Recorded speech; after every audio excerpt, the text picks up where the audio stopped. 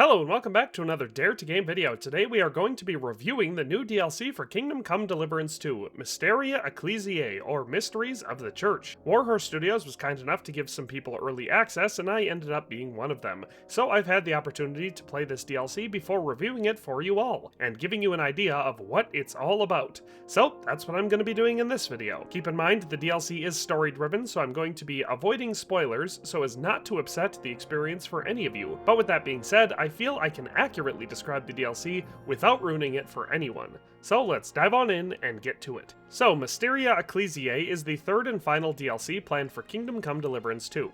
I know, it's sad to hear, but Warhorse Studios will be moving on from this title after the successful launch and support period for this DLC. By the new year, they should be working on whatever their next project is. I, of course, have wild, unsubstantiated speculation as to what that may be, but that is a topic for a different day, if ever. I just wanted to start this video by referencing that this is the end for Kingdom Come Deliverance, at least for the foreseeable future. The DLC, as the title suggests, is very church-centric. Now, I can say without spoiling anything that it is not much like the church experience we had in the first game. Many longtime fans remember the section in Kingdom Come Deliverance where we had to infiltrate Sasau Monastery to find a target, and this infiltration required playing the part of a monk novice, following the rules of the order and blending in at the monastery. For many people, myself included, this was one of the most immersive and memorable experiences that the game offered. However, some often remember this section as the worst part of the game.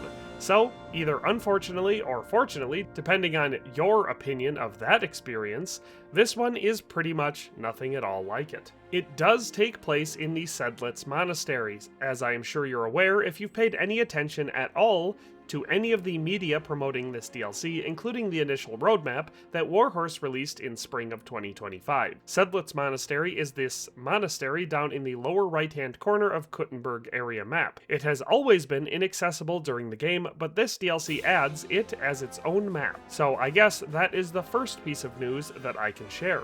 The monastery doesn't just open up and become accessible. It is its own map separate from the other maps which you can travel to and from, just like the Kuttenberg map and the Trotsky map. You start the DLC by talking to Sir Peter Pizek, either at his residence in Sukdal Castle, or if you're playing at the end of the game at his residence in Kuttenberg. And that reminds me, this DLC, like the previous one, can be played pretty much right away in the Kuttenberg area. It becomes available right after completing the mission, The Sword and the Quill, which is the first quest in the Kuttenberg area. And that brings us into where to play this DLC.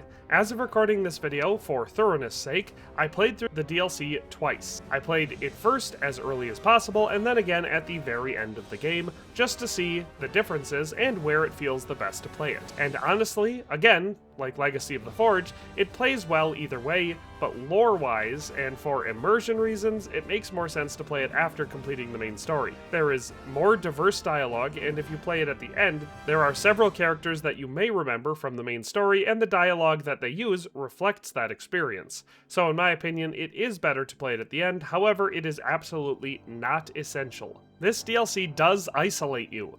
Once you start it, you are locked into it, by nature of the story that drives the DLC, so make sure when you start it, you are ready to complete it, because you will not be allowed to leave mid-mission. It is not incredibly long, but you will lose access to your storage, and you are not allowed to bring weapons or armor into the monastery. These things can, of course, through various means, be obtained inside the monastery, but I won't spoil that for you here. But this is all to say, be prepared to enter the monastery under the understanding that you won't be leaving it until your job there is done. And what is that job? So here is where I'm going to be avoiding spoilers, so being a bit vague. As I already said, the DLC starts with a conversation with Peter of Pizek, and he asks a favor of you, and that sees you going into the monastery.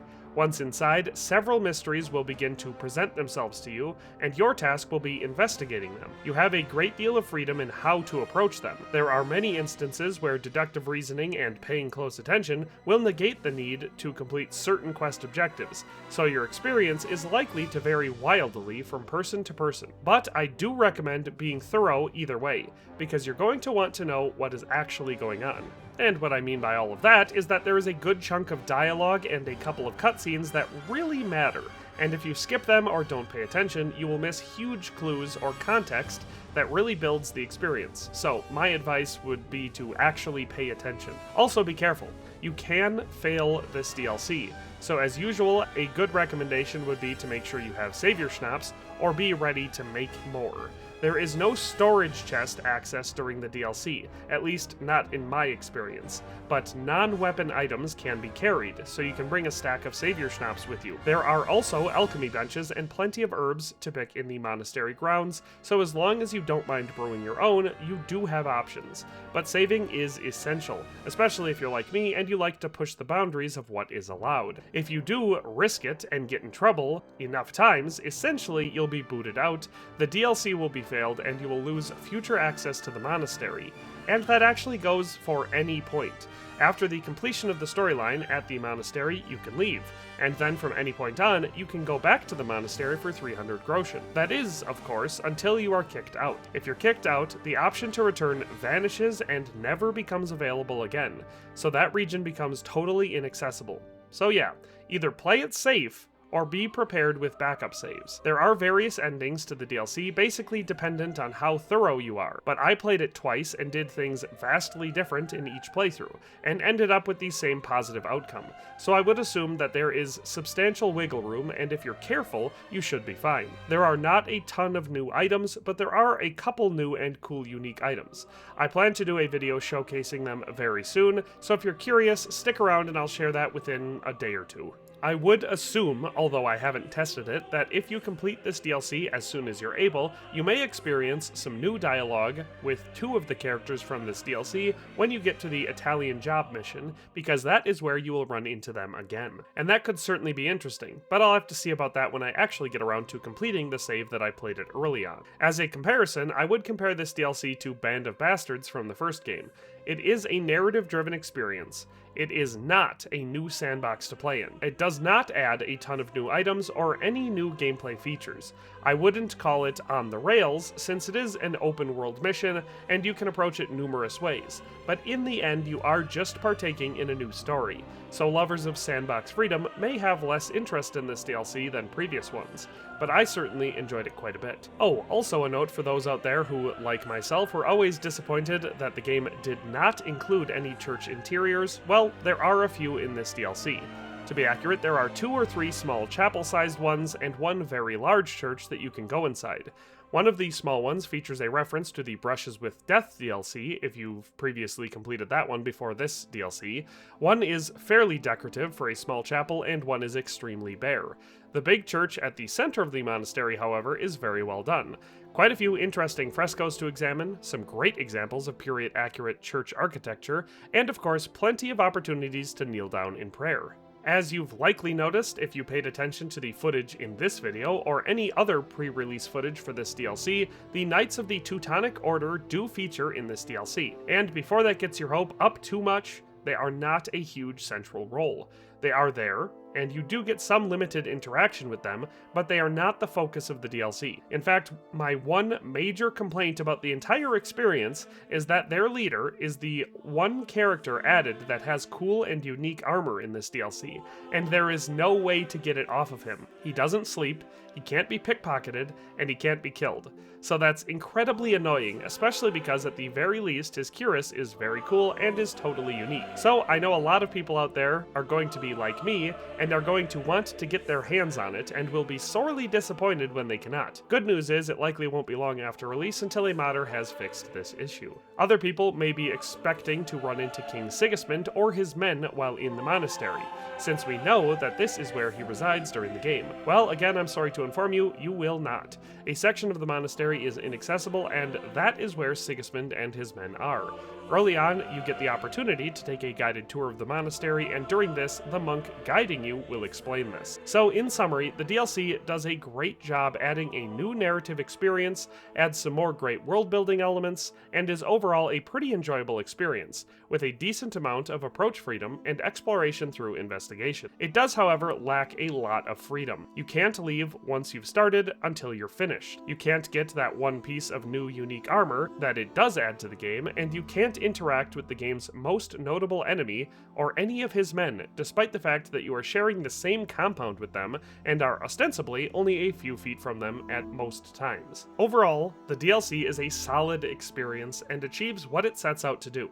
I would personally rate it as good, not great, and place it well above average for industry standards. I would also say in length and quality it is better than most, if not all, of the story DLCs from the first game. I would, however, say that certainly Legacy of the Forge and possibly Brushes with Death were better experiences overall, at least in my opinion. When viewed as a component of the entire game, it is certainly well worth playing and a lot of fun. As a standalone experience, which in fairness it is not, it is the weakest of the 3 DLCs. I definitely recommend playing it and think most KCD fans and casuals alike will find it to be a fun addition to the game. With all that being said, I also want to point out that Warhorse Studios has announced a Royal Edition of this game, just like they did with the first game. This will be a final patch version of the game with all DLC access, including everything you could have gotten for this game. So that should include the base game itself, the Brunswick set, the Master Huntsman set, Shields of the Season, all 3 story DLCs, and all of the free upgrades and additions that were added along the way, such as the Barbers, horse racing, mounted archery competitions, enhanced photo mode, etc. So if there are any people watching this video who have not played this game, that would be the version of the game I recommend grabbing as soon as it becomes available, or at the very least wishlisting it and waiting for a killer sale. I knew people getting the Royal Edition of the first game for $4 on Steam, and I could not stress how amazing of a deal it was then. But I think that's just about all I wanted to say today. If all goes well, this video will be releasing the day before launch, and you will all be able to play it very soon. And I will be releasing a playthrough of the DLC tomorrow, if this goes up when I plan on putting it up, or otherwise known as the day after launch. It will probably be a premiere stream event, so definitely join us here for that if you'd like to see the entire story spoiled for you then. But in any case, thanks for watching and have a nice day, and I'll see you next time. Thanks for watching another Dare to Game video. If you liked this video, please leave a like and a comment. If you haven't already, be sure to subscribe to the channel. If you like my content and would like to support this channel, consider becoming a member today for as little as $1.99 a month. It makes a huge difference. But in any case, thanks for watching and have a nice day. I'll see you next time.